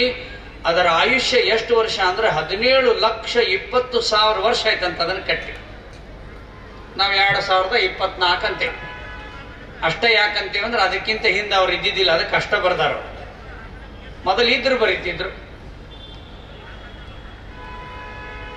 ಈ ಮೆಕಾಲೆ ಮಾಡಿರುವಂತ ಒಂದು ಕೆಟ್ಟ ಪದ್ಧತಿಯಿಂದ ಏನಾಗಿದೆ ಅಂದ್ರೆ ನಾವು ಎಲ್ಲವನ್ನೂ ಅದನ್ನೇ ಬಳಸ್ತಾ ಇದ್ದೇವೆ. ಎ ಪಾರ್ ಏನ್ ಹೇಳ್ಬೇಕಾಗಿತ್ತಂದ್ರೆ ಅಲ್ಲಮ ಪ್ರಭು ಹೇಳ್ಬೇಕಾಗಿತ್ತು, ಬಿ ಪಾರ್ ಬಸವಣ್ಣ ಹೇಳ್ಬೇಕಾಗಿತ್ತು, ಸಿ ಪಾರ್ ಚನ್ನ ಬಸವಣ್ಣ ಹೇಳ್ಬೇಕಾಗಿತ್ತು. ಅವ್ರು ಕೊಟ್ಟದ್ದಕ್ಕೆ ಎ ಪಾರ್ ಆಪಲ್ ಅಂತ ಹೇಳ್ತಾ ಇದ್ದೆ. ಇಂಗ್ಲಿಷ್ ಕಲಿಯೋದ್ರ ಬಗ್ಗೆ ನಮ್ದು ಯಾವುದು ವಿರೋಧ ಇಲ್ಲ. ಇಂಗ್ಲಿಷ್ ಸಂಸ್ಕೃತಿ ಕಲ್ಕೋಬಾರ್ದು, ಭಾಷೆ ಅಷ್ಟೇ ಕಲ್ಕೋ. ನಮ್ಮ ಸಿದ್ದೇಶ್ವರ ಅಪ್ಪ ಅವರು ಲಂಡನ್ ನಲ್ಲಿ ಭಾಷಣ ಮಾಡಿದಾಗ ಇಂಗ್ಲಿಷರೇ ಬೆಚ್ಚಿ ಬಿದ್ದಿದ್ರಂತೆ. ಅಂತ ಭಾಷೆಯನ್ನ ನಮ್ಮ ಸಿದ್ದೇಶ್ವರ ಅಪ್ಪ ಅವರು ಮಾತಾಡಿದ್ರು. ವಿವೇಕಾನಂದರು ಮಾತನಾಡಿದ್ರು. ವಿದೇಶಕ್ಕೆ ಯಾಕೆ ಹೋಗ್ತೀರಿ ನೀವು ಅಂತ ಕೇಳಿದ್ರೆ ವಿವೇಕಾನಂದರು ಹೇಳಿದ್ರು, ಹೆಂಗ್ ಬದುಕಬೇಕು ಅಂತ ಹೇಳಕ್ ನಾವ ಹೋಗ್ಬೇಕಲ್ಲಪ್ಪ, ಇಲ್ಲಿಕಂದ್ರೆ ಅವ್ರು ಪ್ರಾಣಿಗಳ ಗತೆ ಇರ್ತಾರ ಅಂತ ಹೇಳಿದ್ರು. ಅಂಥ ವೈಶಿಷ್ಟ್ಯಪೂರ್ಣ ದೇಶ ಇವತ್ತು ಸಮ್ಮಿಶ್ರ ವಿಕೃತಿಯ ಸಂಸ್ಕೃತಿಯನ್ನ ಅನುಸರಿಸ್ತಾ ಇವತ್ತು ಎಲ್ಲಿಗೆ ಬಂದು ಹತ್ತಿದೆ ಅಂದ್ರೆ ಮನೆಯ ಮೊದಲ ಪಾಠಶಾಲೆ ಹೋಗಿ ಈಗ ಹಾಸ್ಟೆಲೇ ಮೊದಲ ಪಾಠಶಾಲೆ ಆಗಿದೆ. ಜನನಿ ಏನ್ ಮಾಡಕತ್ತಾರಂದ್ರ ಪಾಪ ಒಂದಾದ ಮೇಲೆ ಒಂದು ಧಾರಾವಾಹಿಗಳು ಪಾಪ ಧಾರಾಕಾರವಾಗಿ ಬರ್ತಾ ಇದ್ದಾರೆ. ಅವನು ಹಾಸ್ಟೆಲ್ನಾಗ ಇಡ್ತಾನೆ, ಅಭ್ಯಾಸ ಮಾಡ್ತಾನೆ, ವಾಪಸ್ ಮನೆಗೆ ಬರ್ತಾನೆ, ಸರ್ಟಿಫಿಕೇಟ್ ತಗೊಂಡು ಕೆಲಸ ತಗೊಂಡಿರ್ತಾನೆ. ಬಂದ ತಕ್ಷಣ ಇವ್ರನ್ನ ವೃದ್ಧಾಶ್ರಮದಾಗ ಇಡ್ತಾನೆ, ಅವ್ರ ಮನೆಗೆ ಇವ್ ಇರ್ತಾನೆ. ನಿಮ್ಮ ತಂದೆ ತಾಯಿನ ಯಾಕೆ ವೃದ್ಧಾಶ್ರಮದಲ್ಲಿ ಇಟ್ಟಿದೆ ಅಂದ್ರೆ ನಮ್ಮನ್ನ ಅವ್ರ ಹಾಸ್ಟೆಲ್ನಾಗ ಇಟ್ಟಿದ್ರು, ನಮ್ಗೆ ಒಬ್ಬರ ಇದ್ರು ರೂಢ ಐತಿ, ಅದಕ್ಕೆ ಅವ್ರು ನಾವು ಅಲ್ಲಿ ಇಟ್ಟಿವಿ ಅಂತ ಹೇಳುವಂಥದ್ದಾಗಿದೆ. ಮಕ್ಕಳಿರಲವ್ವ ಮನೆ ತುಂಬ ಅಷ್ಟಪುತ್ರ ಸೌಭಾಗ್ಯವತಿ ಭವ ಅಂತ ಹೇಳುವಂತ ದೇಶ ನಮ್ದು. ನಾವಿಬ್ರು ನಮಗಿಬ್ರು ಆಯ್ತು, ಈಗ ನಾವಿಬ್ರು ನಮಗೊಬ್ರು ನಡೆದದೆ, ಮುಂದೆ ನಾವಿಬ್ರು ನಮಗ್ಯಾಕೆ ಇನ್ನೊಬ್ರು ಅಂದ್ರಂದ್ರೆ ಇನ್ನೊಬ್ರು ನಮ್ಗ್ಯಾಕೆ ಅನ್ನಾಕತ್ತಾರೆ. ಈಗ ಮಕ್ಕಳ ಆಗೋಲ್ಲ ಅವ್ರಿಗೆ, ಇವರಿಗೆ ಇಂದ್ರಿಯ ಶಕ್ತಿ ಕಡಿಮೆ ಆಗಿದೆ, ಅವರಿಗೆ ಅಂಡಾನು ಬಿಡುಗಡೆ ಆಗ್ತಾ ಇಲ್ಲ. ನಿನ್ನೊಂದು ಮನೆಗೆ ಹೋಗಿದ್ದೆ, ಎಷ್ಟು ಆಸ್ತಿ ಇದೆ ಅಂದ್ರೆ ಅವ್ರಿಗೆ ಲೆಕ್ಕ ಇಲ್ಲ. ಎರಡೇ ಹೆಣ್ಣು ಮಕ್ಕಳಿದ್ದಾರೆ, ಅವರಿಬ್ಬರಿಗೆ ಗಡ್ಡ ಬಂದ್ಬಿಟ್ಟವೆ. ಶ್ರೀಮಂತರಿದ್ದಾರೆ, ಗಡ್ಡ ಬಂದ್ಬಿಟ್ಟವೆ, ಮುಖ ಮುಚ್ಕೊಂಡೆ ಅಡ್ಡ. ಯಾಕೆ? ಡ್ರೆಸ್ ಹಾಕೊಳ್ಳೋದು ಗಂಡಸರದೆ, ಅದಕ್ಕೆ ಗಂಡಸರ ತರಾನೇ ಮುಖ ಆಗ್ಬಿಡ್ತಾರೆ. ಸಮಯಕ್ಕೆ ಸರಿಯಾಗಿ ಊಟ ಇಲ್ಲ, ಸಮಯಕ್ಕೆ ಸರಿಯಾಗಿ ಮಲ್ಕೊಳ್ಳಂಗಿಲ್ಲ, ಬೇಗ ಏಳುವಂಗಿಲ್ಲ. ಅಕಸ್ಮಾತ್ ಬೇಗ ಎದ್ರೆ ಹೆಂಗ್ ಮಾಡ್ತಾರ ಅಂದ್ರೆ ಮರುದಿನ ಹೇಳ್ತಾರೆ, ಅವತ್ತು ಹೇಳಂಗಿಲ್ಲ. ಅವ್ರು ಎದ್ದದ್ದು ಸೋಮವಾರ ಅಂತ ತಿಳ್ಕೊಂಡಿರ್ತಾರೆ, ಅವತ್ತು ಮಂಗಳವಾರ ಇರ್ತಾರೆ. ಯಾವಾಗ್ಲೂ ರೂಮಲ್ಲಿ ಲಾಕ್ ಹಾಕೊಂಡು ಕೂತ್ಬಿಟ್ಟಿರ್ತಾರೆ. ಊರು ಉಸಾಬರಿ ಎಲ್ಲ ಅದ್ರಾಗ ನೋಡ್ತಾ ನೋಡ್ತಾ ನೋಡ್ತಾ ನಾ ಬಹಳ ದೊಡ್ಡ ಸಾಧನೆ ಮಾಡ್ನಿ ಅಂತಾರೆ. ಏನೂ ಇಲ್ಲ. ತಾಯಿ ಅಳ್ತಾಳೆ, ಇವೆರಡು ಹೆಣ್ಣು ಹುಡುಗರು ಊಟ ಮಾಡಲ್ಲ, ರೆಡಿಮೇಡ್ ಪಾನಿಪುರಿ ಬರ್ತದಂತ ಮನೆಗೆ. ಯಾವಾಗ ನೋಡಿದ್ರು ಏನದು ಫೋನ್ ಮಾಡಿದ ಕೂಡಲೇ ಬಂದ್ಬಿಡ್ತದೆ, ಎಲ್ಲ ಬರ್ತದೆ. ಈಗಿರುವ ಮನೆಯ ಸಂಪ್ರದಾಯದ ಭೋಜನದಲ್ಲಿಯೇ ಶಕ್ತಿ ಇಲ್ಲ. ಅಂಥದ್ರಲ್ಲಿ ಇನ್ಯಾರೋ ಮಾಡಿದ್ದು ಯಾವತ್ತೋ ಮಾಡಿರೋದು ತಂದು ಅದನ್ನ ತಿಂದ್ರೆ ದೇಹಕ್ಕೆ ಬೇಕಾಗಿರುವ ಸತ್ವಾಂಶಗಳ ಕೊರತೆ ಆದ್ರೆ ಅನಾರೋಗ್ಯ ಉಂಟಾಗ್ತದೆ. ದೇಹ ಆರೋಗ್ಯ ಇಲ್ಲ ಅಂದ್ರೆ ಮನಸ್ಸು ಚಂಚಲ ಆಗ್ತದೆ. ಮನಸ್ಸು ಚಂಚಲ ಆದ್ರೆ ಬುದ್ಧಿ ಸ್ಥಿಮಿತ ಕಳ್ಕೊಳ್ತದೆ. ಬುದ್ಧಿ ಸ್ಥಿಮಿತ ಕಳ್ಕೊಂಡ್ರೆ ಅವನು ಮಾಡುವಂತ ಕೆಲಸದಲ್ಲಿ ಏನೂ ಕೆಲಸ ಸಾಧನೆ ಆಗೋದಿಲ್ಲ. ಅವಾಗಲೇ ಅದನ್ನು ಹೇಳಿದ್ರು, ಅವರು ಆಧ್ಯಾತ್ಮಿಕ ಹಿನ್ನೆಲೆ ಇರೋರು ಮಾತ್ರ ದೇಶದಲ್ಲಿ ಏನಾದ್ರು ಸಾಧಿಸ್ತಾರೆ ಅಂತ. ಹೆಂಗಾಗಿದೆ ಈಗ? ಆಸ್ಪತ್ರೆಗೆ ಹೋಗ್ರಿ, ದೊಡ್ಡ ದೊಡ್ಡ ಆಸ್ಪತ್ರೆಗಳು. ಮತ್ತೆ ಹೇಳುವಾಗೂ ನಾವು ಹಂಗ ಹೇಳ್ತೇವೆ, ದೊಡ್ಡ ದವಾಖಾನಿಗೆ ಕರ್ಕೊಂಡೋಗಿದ್ವಿ ನಮ್ಮ ಪೇಷಂಟ್. ಡಾಕ್ಟ್ರು ಬಹಳ ದೊಡ್ಡವರು, ಶೆಕೆ ಆದ್ರೂ ಅವ್ರ ಟೈ ಬಿಚ್ಚಂಗಿಲ್ಲ ಅಂತ ಡಾಕ್ಟ್ರು. ಬಿಲ್ ಜಾಸ್ತಿ ಇದ್ರೆ ದೊಡ್ಡ ಡಾಕ್ಟ್ರು. ಆಸ್ಪತ್ರೆಗಿರೋರು ಯಾಕೆ ಅಲ್ಲೇ ಸಾಯ್ತಾರಂದ್ರೆ ಹೋದವ್ರೆಲ್ಲರೂ ಬ್ರೆಡ್ ತಗೊಂಡ ಹೋಗಿ ಕೊಟ್ಟಿರ್ತಾರೆ. Bread, Pepsi, coca cola, cake ಕೊಟ್ರಂದ್ರೆ ದೊಡ್ಡ ಶ್ರೀಮಂತರ ಪೇಷಂಟ್. ಒಂದು ಈ ಬ್ರೆಡ್ ತಿನ್ ಸಾಯ್ತಾರ, ಇಲ್ಲಿಕಂದ್ರೆ ದಿನ ಅವನ ಮುಂದೆ ಹೇಳ್ತಾರ ಬಿಲ್ ಎಷ್ಟಾಯ್ತು ಅಂತ ಹೇಳಿ ಎದಿ ಹೊಡ್ಕೊಂಡು ಸತ್ಬಿಡ್ತಾರೆ. ಹಾಗೆಲ್ಲ ಹೇಳಿದ್ರಲ್ಲ, ಮನಿ 5-6 ಇರ್ತವೆ, 25 ಬೆಡ್ರೂಮ್ ಇರ್ತವೆ, ಯಾವ ಬೆಡ್ರೂಮ್ನಾಗೂ ನಿಂತು ಬರೋದು. ಅದಕ್ಕೆ ಲಾಜಿಂಗಿಗೆ ಹೋಗ್ತಾರ. ನಿನ್ನೆ ಯಾರೋ ಮಲಗಿದ್ರ ಇವ್ರು ಮಲ್ಕೋತಾರೆ. ಚಮಚಲ್ ತಿಂತಾರೆ, ಭಾರಿ ದೊಡ್ಡ ಶಾಣ್ಯಾರ ನಾವ್ ಅಂತಾರೆ. ನಿನ್ನೆ ಬೇರೆದಾರ ಬಾಯಿಗೆ ಇಟ್ಕೊಂಡಾರ ಅನ್ನೋದು ಗೊತ್ತಿಲ್ಲ. ಆ ನಿದ್ದೆ ಬರೋದಕ್ಕೆ ಏನ್ ಮಾಡಿದ್ರ ಅಂದ್ರೆ ಮತ್ತೊಂದು ಜಪಾನ್ ಬೆಡ್ ಬಂದಿತ್ತು ಹಿಂದೆ, ಅವದಾವ ಈಗ ಮನ್ಯಾಗ, ಅಲ್ಲೇ ಒಗದಾರ. ಈ ಜಪಾನ್ ಬೆಡ್ ಬಂದ ಮೇಲೆ ನಿದ್ದೆ ಬಂದತ್ತನ್ರಿ ಅಂತ ಕೇಳಿದೆ. ಇಲ್ರಿ ಬರವಲ್ದು, ಅದ್ರದ್ದು ಇನ್ನೂ ಕಂತು ಮುಟ್ಟೆ ಇಲ್ಲ ಅಂದ.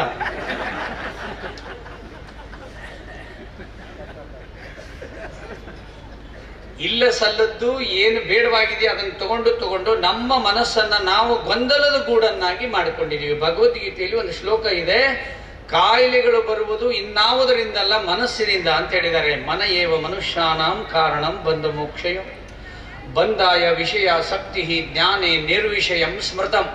ವಿಷಯಾದಿಗಳ ವ್ಯಾಮೋಹದಿಂದ ನಾವು ನಿರ್ವಿಷಯರಾದಿವಿ ಅಂದ್ರೆ ಕಾಯಿಲೆಗಳು ತನ್ನಿಂದ ತಾನೇ ಹೋಗ್ತವೆ. ವಿಷಯಾದಿಗಳ ವ್ಯಾಮೋಹಕ್ಕೆ ಬಲಿಯಾಗಿ ನೋಡಬೇಕು ನೋಡಬೇಕು ನೋಡಬೇಕು ಅಂದ್ರೆ ಕಣ್ಣಿನಿಂದ ಕಾಯಿಲೆ. ಕೇಳಬೇಕು ಅಂತ ಹೇಳಿ ಟ್ರ್ಯಾಕ್ಟರ್ನಾಗ ಹಾಡು ಎಷ್ಟು ಚಂದ ಇರ್ತಾವ ನೋಡ್ರಿ, ಕಬ್ಬಿನ ಗಾಡ್ಯಾಗ. ಈ ನರಸತ್ತ ಸರ್ಕಾರಕ್ಕೆ ಹಿಂದಿನವರಿಂದ ಹಿಡಿದು ಇಲ್ಲಿವರೆಗೂ ಅದನ್ನು ಬಂದ್ ಮಾಡಕ್ಕಾಗಿಲ್ಲ.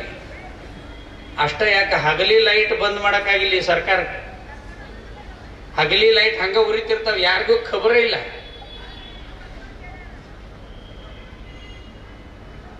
ಇನ್ನು ಇದೆಲ್ಲ ದೊಡ್ಡದು ಹೆಂಗ್ ಪರಿಹಾರ ಮಾಡಕ್ಕಾಗ್ತದೆ? ಹಗಲಿ ಲೈಟ್ ಬಂದ್ ಮಾಡಕ್ಕಾಗಿಲ್ಲ, ಟ್ರ್ಯಾಕ್ಟರ್ನ ಸೌಂಡ್ ಬಂದ್ ಮಾಡಕ್ಕಾಗಿಲ್ಲ. ಇಂಥ ಸ್ಥಿತಿಯಲ್ಲಿ ಇನ್ನೇನು ದೇಶ ಹಾಳಾಗಿ ಹೋಗ್ಬಿಡುತ್ತೆ, ಇನ್ನೇನು ಉಳಿಯೋದೇ ಇಲ್ಲ ಇದು ದೇಶ ಅನ್ನುವಾಗ ಆಶಾಕಿರಣದ ಸ್ವರೂಪದಲ್ಲಿ ಈ ದೇಶದಲ್ಲಿ ಸಂತರು, ಶರಣರು, ಯೋಗಿಗಳು, ದಾರ್ಶನಿಕರು ಮತ್ತು ದೇಶಭಕ್ತರು ಹುಟ್ಟಿಕೊಂಡು ಏನ್ ಮಾಡಿದ್ರು ಅಂದ್ರೆ, ಭಾರತ ಮತ್ತೆ ತಲೆ ಎತ್ತಬೇಕು, ಭಾರತ ಸಶಕ್ತ ಆಗಬೇಕು, ಭಾರತ ಸರ್ವಾಂಗೀಣ ಉನ್ನತಿ ಆಗಬೇಕು ಅಂತ ಹೇಳಿ ಹಳ್ಳಿ ಹಳ್ಳಿಯಲ್ಲಿ, ನಗರಗಳಲ್ಲಿ ಸ್ವದೇಶಿ ಚಿಂತನೆ ಶುರುವಾಯಿತು. ಸ್ವದೇಶಿ ಅಂದ್ರೆ ಒಂದಲ್ಲ, ಕೇವಲ ಇವ್ರ ಅಂಗಡಿಯಾಗಿನ ಸಾಮಾನು ತಗೊಂಡು ಹೋಗೋದು ಸ್ವದೇಶಿ ಅಲ್ಲ. 3 ಆಯಾಮ ಇದೆ ಅದಕ್ಕೆ. ಸ್ವದೇಶ ಅಂದ್ರೆ ಈ ದೇಶದ ಬಗ್ಗೆ ವಿಶೇಷ ಅಭಿಮಾನ ಇಟ್ಕೊಳ್ಳೋದು ಸ್ವದೇಶ ಒಂದು. ಎರಡನೇದ್ದು, ನಮ್ಮ ದೇಶದ ಭಾಷೆಯನ್ನ ಮಾತನಾಡೋದಿದೆಯಲ್ಲ ಸ್ವಭಾಷ. ಮತ್ತೊಂದು ಸ್ವವೇಷ. ಈ 3ಕ್ಕೂ ಸಂಬಂಧಪಡ್ತದೆ. ಸ್ವವೇಷ ಹೆಂಗಿದೆ ನೋಡ್ರಿ. ಈ ಕುರಿಕಾಯವರು, ಬೈಲ್ಗಂಬಾರು, ಕಾಡಿನಲ್ಲಿದ್ದವರು, ಸ್ವಾಮಿಗಳು ಇವರೆಲ್ಲ ನಮ್ಮ ದೇಶದ ಸ್ವದೇಶಿ ಬಟ್ಟೆ ಹಾಕೊಂಡಿರ್ತಾರೆ. ಈ ಬಾಳ ಓದ್ಯವರೆಲ್ಲ ಏನ್ ಮಾಡಕತ್ತಾರಂದ್ರ, ಪ್ಯಾಂಟ್ ಒಂದು ತಗೊಂಡಿರ್ತಾರೆ 2000 ಕೊಟ್ಟು, 4000 ರೂಪಾಯಿ ಕೊಟ್ಟು ಅದನ್ನ ಹರಿದು ಬಿಟ್ಟು ಹಾಕೊಳಕತ್ತಾರ. ಹರಿದು ಕೊಡಕ್ಕೂ ಅಂಗಡಿ ಮಾಡ್ಯಾರ ಬೆಂಗಳೂರಾಗ. ಬಾಳ ಹರಿದಿತ್ತಂದ್ರೆ ರೊಕ್ಕ ಬಾಳ ಅಂತ. ಅದಕ್ಕೆ ಸಿಕ್ಕಾಪಟ್ಟೆ ಹರಿದಿದ್ರೆ ಎಲ್ಲಿ ಬೇಕಾದಲ್ಲಿ ಹರಿದಿರ್ಬೇಕದು. ಅದನ್ನ ತಗೊಳ್ಳೋರು ಎಲ್ಲರೂ ಸರ್ಟಿಫಿಕೇಟ್ ಹೋಲ್ಡ್ರೆ, BAMS, MBA. ಅವ್ರಿಗೆ ಅನಿಸ್ತದೆ ಏನಿದು ಮಾಮೂಲಿ ಪ್ಯಾಂಟ್ ಹಾಕೊಂಡ್ರಿ, ಹರಿದದ್ದು ಹಾಕೊಂಡ್ರು ಚಲೋ. ನಾಯಿ ಬೊಗಡ್ತಿದ್ದು ಮೊದಲು ಹರಿದ ಪ್ಯಾಂಟ್ ನೋಡಿ ಈಗ ಸುಮ್ಮನೆ ಇರ್ತಾವ. ಇವ್ರಿಗೆ ಯಾಕೆ ತಲೆ ಕೆಡಿಸ್ಕೋಬೇಕಂತೇಳಿ ಅವ್ರದ ಮನೆಯ ನಾಯಿ ಬೊಗಳುವಂಗ್ ಕಟಿಂಗ್ ಮಾಡಿಸ್ಕೊಳ್ಳೋದು. ಓದಿದ್ದು BMA. ಅದಕ್ಕೊಂದು ಸಿನಿಮಾದವನ ಹೆಸರ, ಇದು ಇಂಥವನ ಕಟಿಂಗ್ ಅಂತ. ಆ ಸಿನಿಮಾದವ ಗುಟ್ಕಾ ಕಂಪ್ನಿಗೆ ಅಡ್ವರ್ಟೈಸ್ ಕೊಟ್ಟಿರ್ತಾನ ಬಸ್ಸಿನ ಮೇಲೆ, ಬಾಯಲ್ಲಿ ಹೇಳಿ ಅಂತ. ಏನದು ಬಾಯಲ್ಲಿ ಹೇಳದೆ ಇನ್ನೆಲ್ಲಿ ಹೇಳಕ್ ಬರ್ತದ? ಪೆದ್ದಿರ್ತಾರ. ನಮ್ಮ ಭಾಷೆಯನ್ನ ಮಾತನಾಡೋದನ್ನು ನಾವು ಚೆನ್ನಾಗಿ ಕಲಿಬೇಕು. ಯಾವತ್ತು ನಮ್ಮ ಮಾತೃಭಾಷೆಯನ್ನ ಮರಿತೇವೋ ಅವತ್ತು ದೇಶ ತನ್ನಿಂತಾನೆ ಹಾಳಾಗಿ ಹೋಗ್ಬಿಡ್ತದೆ.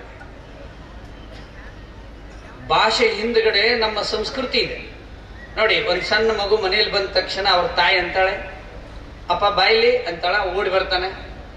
ಆ ಮಗು ಏನಂತಾರ ಅಪ್ಪಾಜಿ ಅಂತಾಳ ಅಮ್ಮ. ಅವ್ರ ಅಪ್ಪ ಇರಲ್ಲ, ಅಪ್ಪನನ್ನ ಅವನಲ್ಲೇ ನೋಡ್ತಾಳೆ. ಆ ಮಗನ ಕರೆದ ಆ ತಾಯಿ ಹೇಳ್ತಾಳೆ, ನಿಮ್ಮ ಅಪ್ಪನ ಕರೆದು ಬರೋಗು ಅಂತಾಳೆ. ಬೇರೆ ದೇಶದಾಗ ಏನಂತಾರೆ, ನನ್ನ ಗಂಡನ ಕರಿ ಅಂತಾಳೆ. ಇಷ್ಟೇ ವ್ಯತ್ಯಾಸ. ಭಾರತೀಯ ಸಂಸ್ಕೃತಿ ಅಂದ್ರೆ ಪತಿಯನ್ನು ಸಹಿತ ಮಗನ ಮುಂದೆ ನಿನ್ನ ಅಪ್ಪನ ಕರಿ ಅಂತ ಹೇಳೋದು, ಅಪ್ಪ ಮಗನ ಕರೆದು ನಿಮ್ಮ ತಾಯಿ ಕರಿ ಅಂತ ಹೇಳೋದು, ಇದು ಭಾರತೀಯ ಸಂಸ್ಕೃತಿ. ನೀರನ್ನ ಎತ್ತರಿಸಿ ಕುಡಿಯೋದು, ಭೂಮಿಯನ್ನ ಪೂಜೆ ಮಾಡೋದು, ಹೊಲವನ್ನ ಪೂಜೆ ಮಾಡೋದು, ದೇವರಿಗೆ ಪ್ರಣಾಮಗಳನ್ನ ಹೇಳೋದು, ಹಿರಿಯರ ಸೇವೆಯನ್ನ ಮಾಡೋದು, ತಂದೆ ತಾಯಿಯ ಉಪಚಾರ ಮಾಡೋದು, ಈ ರೀತಿಯ ಭಾವನೆಗಳು ನಿರಂತರವಾಗಿ ಬಂದಿರೋದ್ರಿಂದ ಭಾರತ ಇವತ್ತು ಸಹಿತ ಜೀವಂತವಾಗಿದೆ. ಮುಂದೆಯೂ ಜೀವಂತವಾಗಿರ್ಬೇಕಾ?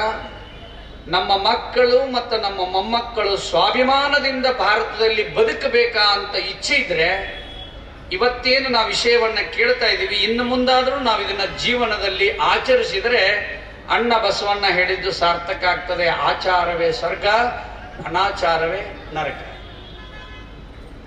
ಇಲ್ಲಾಂದ್ರೆ ಹೆಂಗಾಗಿರ್ತಾವಂದ್ರೆ, ಈಗ ಅಲ್ಲಿ ಒಂದು ಅರ್ಧಾನ ಕೇಳಿದವರು ಹೊರಗೆ ಹೋಗಿರ್ತಾರೆ, ಅಲ್ಲಿ ಒಬ್ರು ಯಾರ ಕೇಳ್ತಾರೆ, ಏನ್ ಹೇಳಿದ್ರಿ? ಭಾಳ ಚಲೋ ಹೇಳಿ.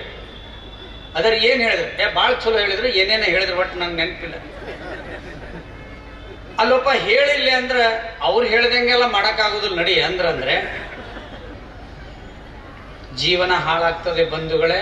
ನಾನೀಗ ಇಷ್ಟೊತ್ತು ಪ್ರಾರಂಭದಲ್ಲಿ ಹೇಳಿದ್ದೀನಿ, ಇನ್ನೊಂದು 5 ನಿಮಿಷ ಅಷ್ಟೇ ಮೂಲ ವಿಷಯಕ್ಕೆ ಬರ್ತೀನಿ.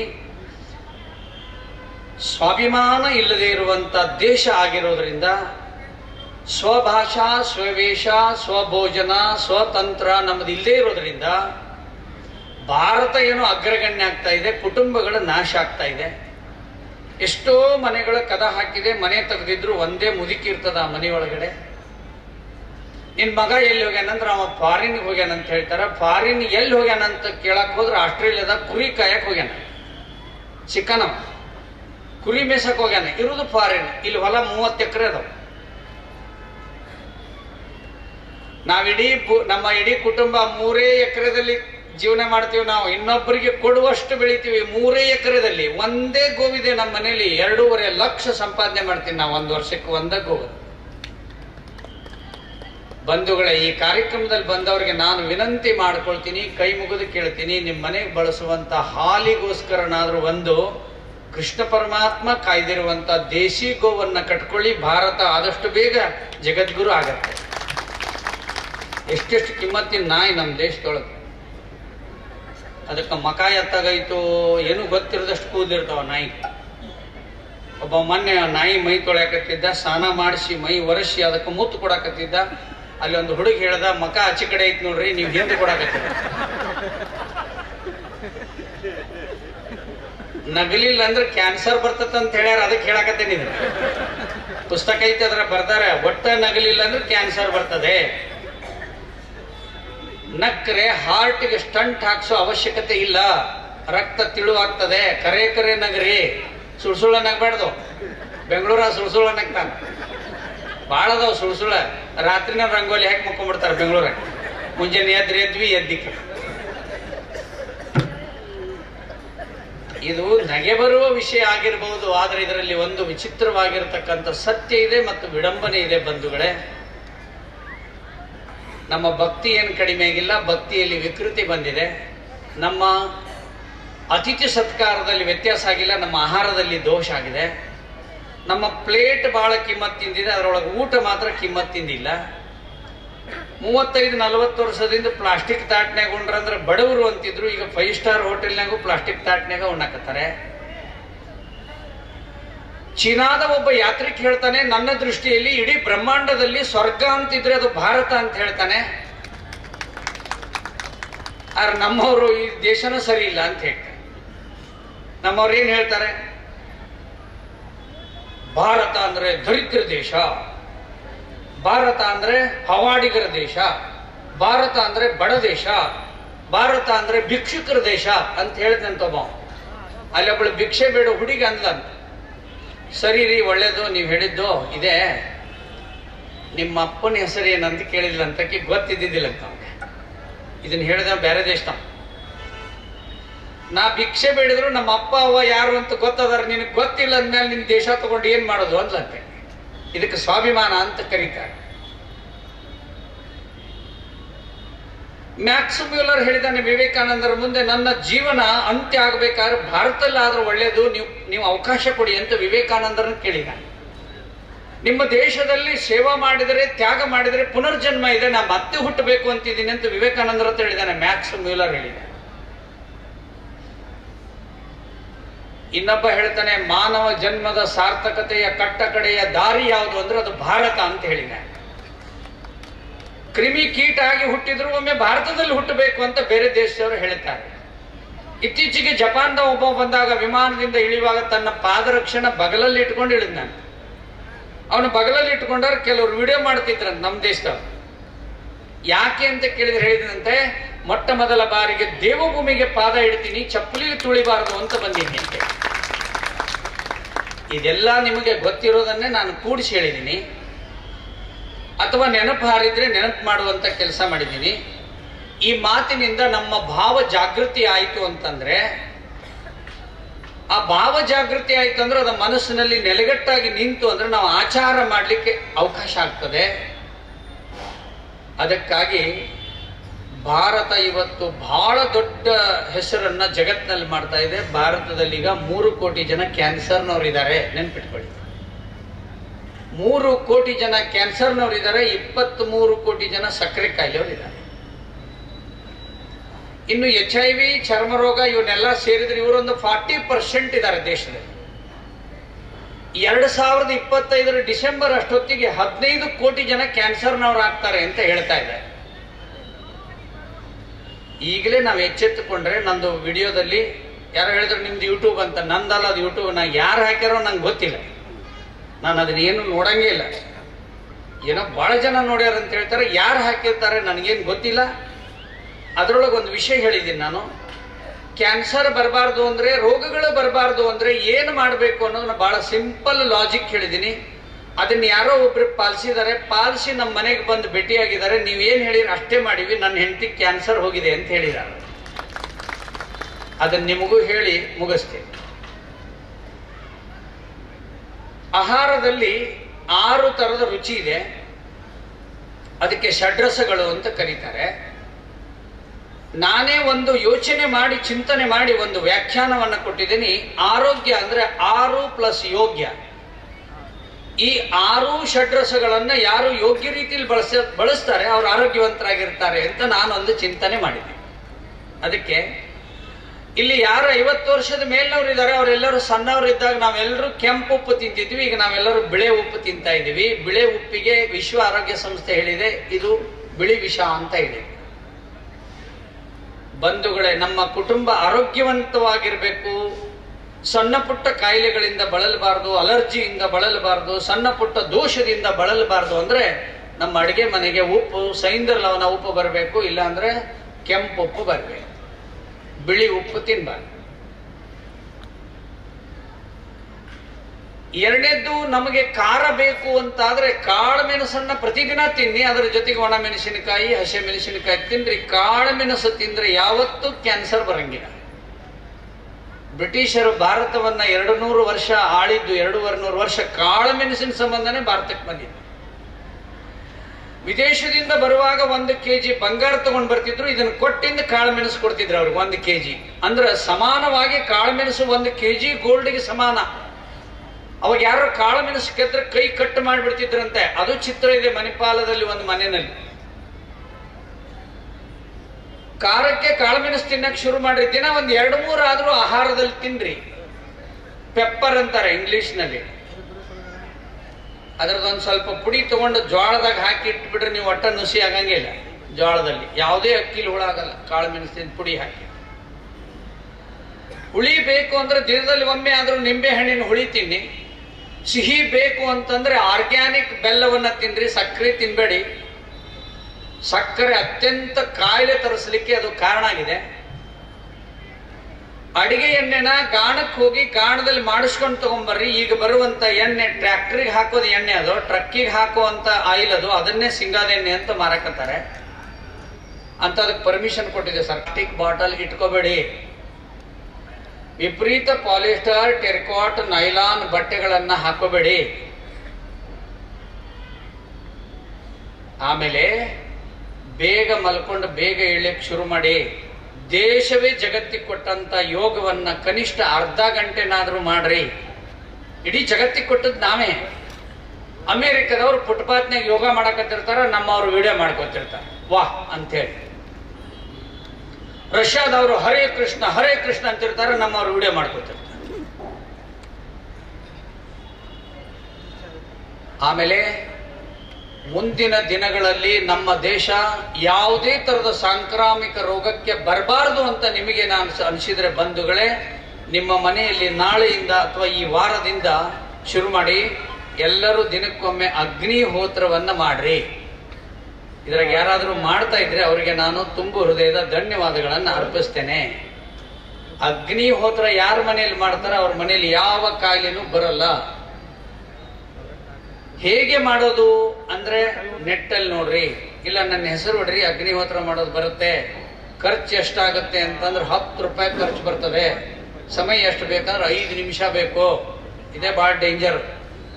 ಟೈಮ್ ಇಲ್ಲೀಗ, ಪುರ್ಸತ್ತಿಲ್ಲ. ಎಷ್ಟು ಪುರ್ಸತ್ತಿಲ್ಲ? ಪುರ್ಸತ್ತಿಲ್ಲ ಅಂತ ಹೇಳಾಕ ಪುರ್ಸತ್ತಿಲ್ಲ ಅಂತ ಕೆಲಸ ಏನೂ ಇಲ್ಲ, ಬರೇ ಊರು ಬರೀ. ಅಕ್ಕಿ ಎಷ್ಟು ಬರ್ತಾವು? ಗೃಹಲಕ್ಷ್ಮಿ ಎಷ್ಟು ಬರ್ತತಿ? ಬರೀ ಇದನ್ನೇ ಮಾಡಿ ಮಾಡಿ ಮಾಡಿ ನಮ್ಮ ಮನೆಯಲ್ಲಿ ನಮ್ಮ ಜಮೀನು ಬೇಕಾದಷ್ಟು ಇದ್ರು ಸಹಿತ ನಾವು ಬೇಡುವಂತ ವ್ಯಕ್ತಿಗಳಾಗಿದ್ದೀವಿ. ಬಂಧುಗಳೇ, ತುಂಬಾ ಸುಂದರವಾಗಿರ್ತಕ್ಕಂಥ ಸ್ವಾಭಿಮಾನ ಸ್ವದೇಶಿ ಭವ್ಯ ಮಳಿಗೆಯನ್ನ ಉದ್ಘಾಟನೆ ಮಾಡಿದ್ದಾರೆ. ನಿಮ್ಮೆಲ್ಲರ ಆರೋಗ್ಯ ಚೆನ್ನಾಗಿರ್ಲಿ ಅಂತ ಅವರು ಬಹಳ ಶತಪ್ರಯತ್ನ ಮಾಡಿ, ಹಗಲು ರಾತ್ರಿ ಪ್ರಯತ್ನ ಮಾಡಿ, ನಾಡಿನಾದ್ಯಂತ ಸಂಶೋಧನೆ ಮಾಡಿ ನಮಗೆ ಬೇಕಾಗಿರುವಂಥ ಆರೋಗ್ಯಕ್ಕೆ ಸಂಬಂಧಪಟ್ಟಂಥ ಎಲ್ಲ ಪರಿಕರಗಳನ್ನ, ವಸ್ತುಗಳನ್ನ, ಬಟ್ಟೆಗಳನ್ನ, ಕಟ್ಟಿಗೆ ಸಾಮಾನುಗಳನ್ನ, ಅಡಿಗೆ ಎಣ್ಣೆಯನ್ನ, ಉಪ್ಪನ್ನ ಎಲ್ಲವನ್ನು ತಂದಿಟ್ಟಿದ್ದಾರೆ. ನಾನು ಆ ಮಳಿಗೆ ಬಂಧುಗಳನ್ನ ಕೇಳ್ಕೊಳ್ತೀನಿ, ಯಾರಿಂದ ತರ್ತೀರೋ ಅವರನ್ನ ಮೊದಲು ಪರಿಶೀಲನೆ ಮಾಡ್ರಿ. ಅವರು ಪಕ್ಕಾ ಸ್ವದೇಶಿ ಬೆಳಿತಾರ ಅನ್ನೋದನ್ನ ಸಂಶೋಧನೆ ಮಾಡ್ರಿ. ಅವ್ರ ಜೊತೆಗೆ ಅವಿನಾಭಾವ ಸಂಬಂಧ ಇಟ್ಕೊರಿ. ಲೆಕ್ಕಪತ್ರವನ್ನ ಚೆನ್ನಾಗಿಟ್ಕೊಳ್ಳಿ. ಎಲ್ಲೆಲ್ಲಿ ಚೆನ್ನಾಗಿ ಈ ದೇಶ ಚೆನ್ನಾಗಿರ್ಬೇಕು ಅಂತ ಚಿಂತನೆ ಮಾಡುವಂತ ರೈತರಿದ್ದಾರೆ, ಅವ್ರನ್ನ ಸಂಪರ್ಕ ಮಾಡಿ ಆ ಮಳಿಗೆಗೆ ತಂದಿಟ್ಕೊಳ್ಳಿ. ಎಂದೂ ಸಹಿತ ಗ್ರಾಹಕರಿಗೆ ಮೋಸ ಮಾಡುವಂತ ನೆನಪಹಾರಿಯೂ ಕೂಡ ಮಾಡದೇ ಇರುವಂತ ಕೆಲಸ ಮಾಡಿ. ಇಲ್ಲಿ ಬಹಳ ಜನ ಬಂದಿದ್ದಾರೆ, ಮೈಸೂರಿನಿಂದ ಒಬ್ಬರು ಬಂದಿದ್ದಾರೆ. ನಾನೇ ಒಂದು ತಯಾರು ಮಾಡಿದ್ದೀನಿ.